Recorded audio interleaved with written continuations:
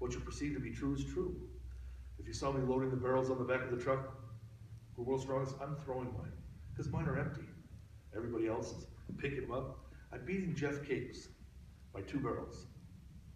He and the top 5 guys are within half second, 1 second of each other. I'm 8 seconds ahead of the group. When you got empty barrels, you just take them, toss them on the truck. And everybody else thought they were heavy. I guess that's one of my biggest pros in clues, is that I was able to overcome stuff with extreme focus and mental rehearsal, positive mental imagery, the motion picture of the mind. And after the workout, I'd go over the workouts, completely comprehend what I did, rest between sets, the amount of resistance, how the lifts felt, whether I was ahead of my program or behind. And I'd analyze, critique, and run all that through the computer. And as I'm dozing off, I would then project onto the next day.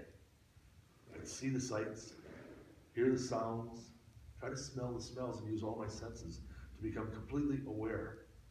Now let's think about this.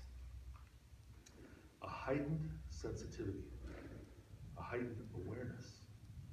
I was a guy who would take a glass of water and put a toothpick on top, and I would sit back in a state with my eyes closed, my hands just kind of touching.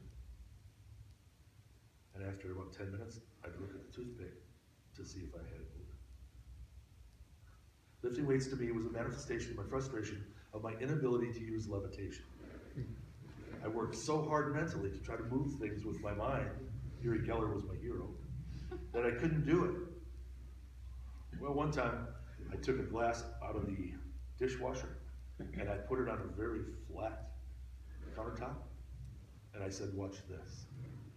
And it slid across the table.